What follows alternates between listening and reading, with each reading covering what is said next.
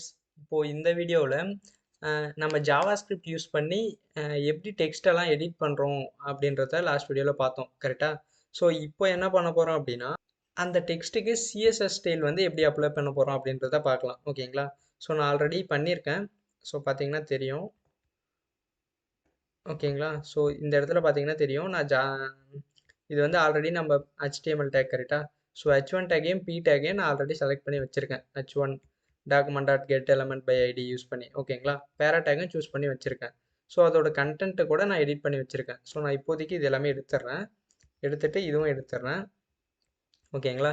So உங்களுக்கு வேணும் அப்படின்னா நான் ஃபஸ்ட்லேருந்து கூட ப்ராக்டிஸ் ஆகணுன்றதுக்காக செலக்ட் பண்ணி காட்டுறேன். ஓகேங்களா. ஸோ நான் இது ஃபுல் ஸ்க்ரீனே பண்ணிக்கிறேன். ஓகே, ஃபுல் ஸ்க்ரீன் பண்ணிவிட்டு ஸோ பார்த்தீங்கன்னா தெரியும் h1 டேக் p டேக் இருக்கா. நம்ம h1 டேக்கை ஸ்டைல் பண்ணுவோம். ஓகேங்களா. இப்போது அதுக்கு என்ன பண்ணணும், லெட் அப்படின்றதுல h1 டேக் ஒரு வேரியபிள் ஒன்று க்ரியேட் பண்ணிக்கின்னு அதில் h1 டேக்கை செலக்ட் பண்ணணும். ஸோ ஐடி இருக்கனால document dot get element by ID use பண்ணிக்கலாம். ஓகேங்களா. கெட் எலமெண்ட் பை ஐடியில் டபுள் கோட்ஸில் ஐடியோட நேம் என்ன, h1 டேக் கரெக்டாக. So h1 take. So select பண்ணியாச்சு. இப்போ என்ன பண்ண போகிறோம் அப்படின்னா h1 டாட், ஸோ அந்த வேரியபிள் டாட் ஸ்டைல் அப்படின்னு ஒரு விஷயம் இருக்குது. ஓகேங்களா. ஸ்டைல் அப்படின்றத யூஸ் பண்ணலாம். ஓகேங்களா. Style dot colour. ஓகேங்களா. கலர் ஈக்குவல் டு நான் வந்து ரெட் அப்படின்னு கொடுக்குறேன். ரெட் இல்லை க்ரீனே கூட கொடுக்குறேன். ஓகேங்களா. ஸோ க்ரீன் அப்படின்னு கொடுக்குறேன். ஸோ இப்போது ரன் பண்ணி பார்ப்போம். இப்போ பார்த்தீங்கன்னா தெரியும் க்ரீன் கலரில் வந்து சேஞ்ச் ஆயிடுச்சு. ஸோ என்னால் சிஎஸ்எஸ் ஸ்டைலை வந்து ஆட்டோமேட்டிக்காக அப்ளை பண்ண முடியுது.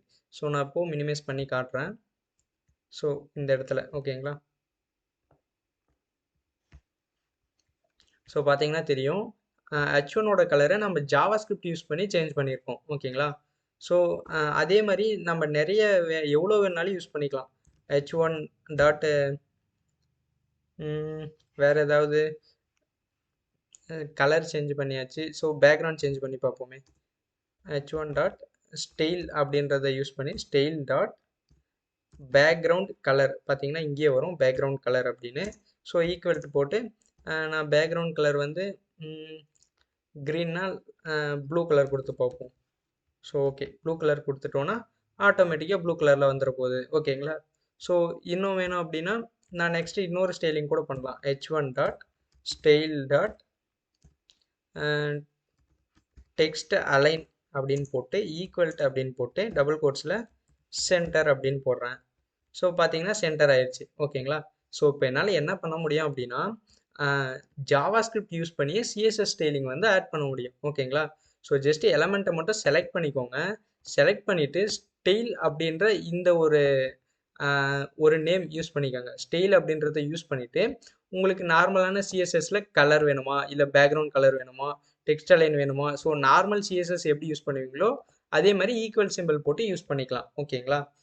அப்புறம் இன்னொரு விஷயம் என்னென்னா பேக்ரவுண்ட் கலர், இப்போ நார்மல் சிஎஸ்எஸ்ல பேக்ரவுண்ட் கலர்னா ஐஃபன் போட்டு இப்படி வரும். ஓகேங்களா. பட் ஆனால் இந்த மாதிரி யூஸ் பண்ணக்கூடாது. ஸோ ஜாவாஸ்கிரிப்டில் ஸோ அந்த ஐஃபன் எடுத்துகிட்டு ஃபர்ஸ்ட் லெட்டர் வந்து கேப்ஸெல்லாம் யூஸ் பண்ணுற மாதிரி யூஸ் பண்ணிக்கணும். ஓகேங்களா. ஸோ நீங்கள் ஸ்டைல் அப்படின்னு போடும்போதே ஆட்டோமேட்டிக்காக உங்களுக்கு நிறைய சஜஷன் காட்டும். ஸோ டாட் வச்சோம் அப்படின்னா பார்த்தீங்களா சிஎஸ்எஸோட எல்லாமே காட்டும். பேக்ரவுண்ட் கலர்லேருந்து பார்டர்லேருந்து எல்லாமே காட்டும். ஓகேங்களா. ஜஸ்ட்டு டெக்ஸ்ட் அலைன் அப்படின்னு டைப் பண்ணிங்க அப்படின்னா ஆட்டோமேட்டிக்காக சென்டரில் வந்துடும். ஓகேங்களா. ஓகே. ஸோ வேணால் கலர் வேணால் இப்போது ஜஸ்ட்டு ஒயிட் அப்படின்னு சேஞ்ச் பண்ணிங்க அப்படின்னா ஒயிட்டாக மாறிடும். ஓகேங்களா. ஸோ பேக்ரவுண்ட் கலர் ஒயிட்டாக இருந்தால் நல்லா இருக்காது. ஸோ ப்ளூவில் ஒயிட்டாக இருந்தால் பார்க்குறதுக்கு நீட்டாக தெரியும். ஓகேங்களா. ஸோ ஒயிட் ஓகேவா, ரொம்ப அட்ராக்டிவாக தெரியும். இன்னும் வேணும் அப்படின்னு நீட்டாக மாற்றணும் அப்படின்னா ஜஸ்ட் ஸ்டைலிங் பண்ணி பார்ப்போமே.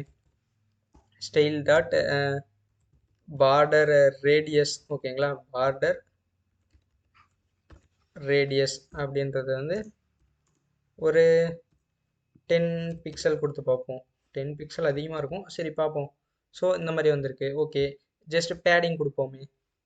h1 dot style dot padding அப்படின்றத கொடுத்துட்டு ஈக்குவல் டு போட்டு டபுள் கோட்ஸில் 5 பிக்சல், சாரி 2 பிக்சல் இருக்கா, ஓகே 4 பிக்சல், ஒரு 6 பிக்சல் கொடுப்போம். பார்த்தீங்கன்னா ஒரு பேடிங்கும் வந்துருச்சு ஓகேங்களா. ஸோ நீட்டாக எப்படி வேணுமோ அப்படி அலைன் பண்ணிக்கலாம். ஜஸ்ட் இந்த லாரம் தான் கொஞ்சம் டிஸ்டர்ப் பண்ணுது. ஸோ இது வேணும்னா நம்ம கமெண்ட் பண்ணிப்போம். ஸோ கமெண்ட் பண்ணிட்டா ஸோ இது நம்ம முழுக்க முழுக்க ஜாவாஸ்கிரிப்ட் யூஸ் பண்ணி பண்ணியிருக்கோம். இப்போதைக்கு இந்த கண்டென்ட்டே நம்மக்கிட்ட இல்லை அப்படின்னாலும் நம்மளால் ஸோ h1 டேக் மட்டும் கிரியேட் பண்ணிவிட்டு ஐடி மட்டும் கொடுத்துட்டா போதும்.